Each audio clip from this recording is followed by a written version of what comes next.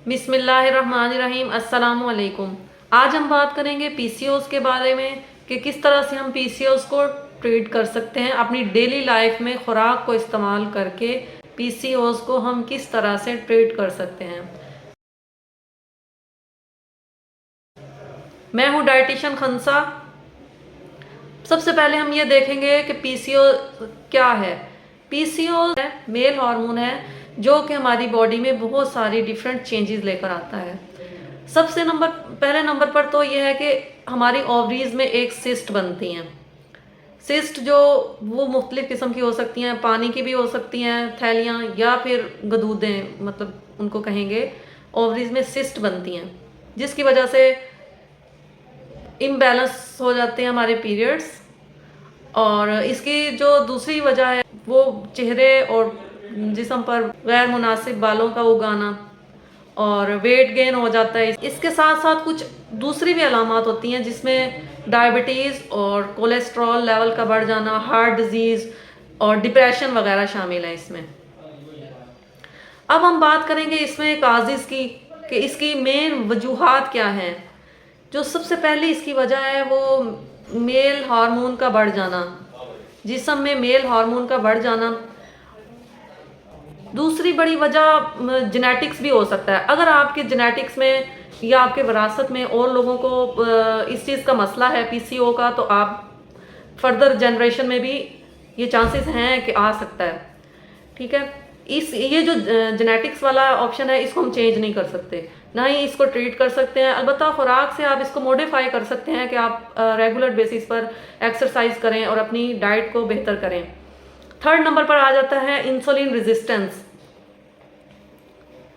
हमारी बॉडी में जो लबलबा है वो इंसुलिन पैदा करता है, लेकिन हमारी जो बॉडी है वो इंसुलिन को यूटिलाइज नहीं करती।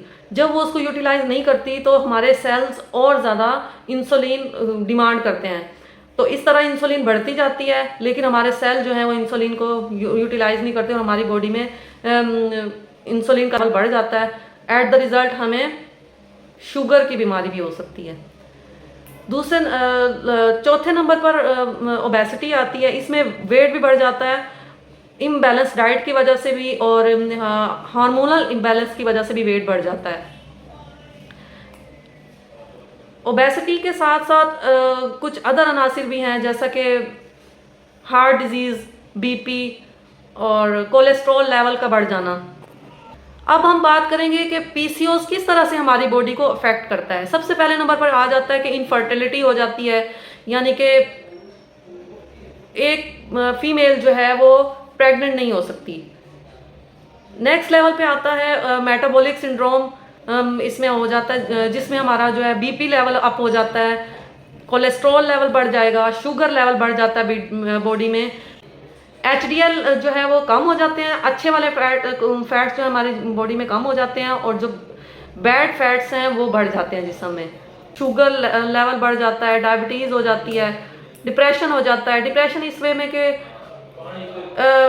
एक फीमेल महसूस करती है कि मेरे जिस्म पर जो गैर मुनासिब बाल, फेशियल हेयर, चेहरे पे बाल उगाना, तो इस तरह से डिप्रेशन भी हो सकता है। नेक्स्ट लेवल पे आता है कि हम पीसीओएस को किस तरह से शनाख्त करें कि आया कि हमें पीसीओएस है भी या नहीं। सबसे पहले नंबर पे तो हम अपने फेस पे एक्नीज देखेंगे। अगर एक्नीज बहुत ज़्यादा मिकदार में है और बहुत ही रेगुलर हैं तो इसका मतलब ये है कि आपको पीसीओएस है। नेक्स्ट लेवल पे आता है फेशियल हेयर। अगर आपके फेस पे बहुत ज़्यादा बाल आ रहे हैं और कंट्रोल नहीं हो रहे तो इसका मतलब ये भी हो सकता है कि आपको पीसीओ का इशू है। थर्ड नंबर पे आता है कि अगर आपके पीरियड्स इरेगुलर हैं तो भी चांसेस हैं कि आपको पीसीओ की शिकायत हो सकती है। पेल्विक एग्जामिनेशन करवा कर भी हम पता करवा सकते हैं कि आया कि हमें पीसीओ का मसला है या नहीं। इसमें यह है कि डॉक्टर आपका इंटरनल एग्जामिनेशन करेगा जिससे पता चल जाता है कि अंदर आपकी बॉडी के अंदर सिस्ट है या नहीं है।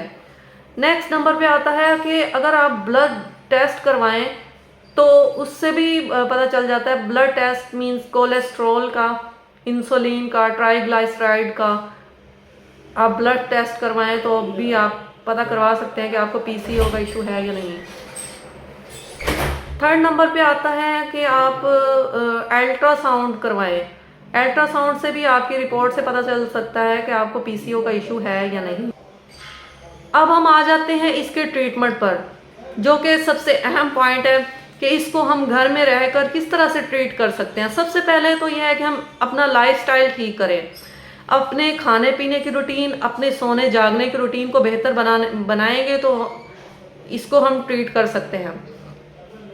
सेकंड नंबर पे आता है कि हम अपना वेट लॉस करें। अगर एक पेशेंट जो पीसीओ का पेशेंट है वो ओबीज भी है, यानी कि वो मोटा भी है, तो उसको चाहिए कि सबसे पहले अपना वजन कम करे ताकि वो इस बीमारी को टैकल कर सके। थर्ड नंबर पे आता है कि आप अपनी डाइट को कंट्रोल करें। फोर्थ नंबर पे आता है कि आप रेगुलरली एक्सरसाइज करें, कम से कम दिन में 30 मिनट और ज़्यादा से ज़्यादा 1 घंटा ब्रिस्क वॉक करने से आपका वेट बहुत अच्छा लूज होता है।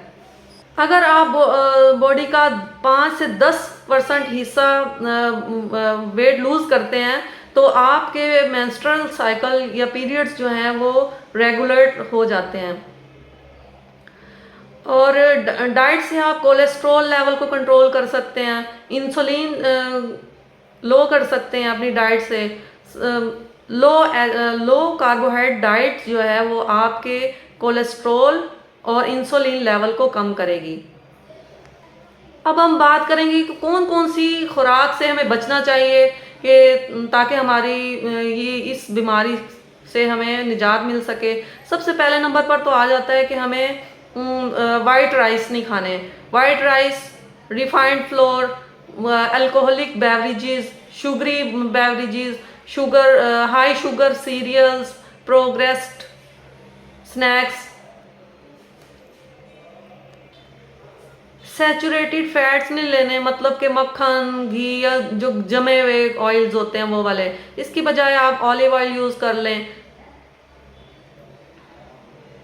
और रेडीमेड फूड जो होता है, फ्राइड फूड, ये चिप्स, पिज़्ज़ा और शावरमा, बर्गर वगैरह, और बाज़ार की सारी चीज़ें, बेवरेजेस, सॉफ्ट ड्रिंक्स वगैरह, इनसे अवॉइड करना चाहिए। अब हम बात करेंगे कि कौन सी डाइट हमें ज़्यादा रेगुलर बेसिस पर लेनी चाहिए। सबसे पहले नंबर पे आता है omega 3 fatty acid rich fish खाएं, जिसमें सबसे अहम है सालमन फिश, जो कि हम हफ्ते में 3 दफ़ा खा सकते हैं या इससे कम भी अगर अपनी इकोनॉमिकल कंडीशन के मुताबिक। नेक्स्ट लेवल पे आता है ऑलिव ऑयल्स और बीन्स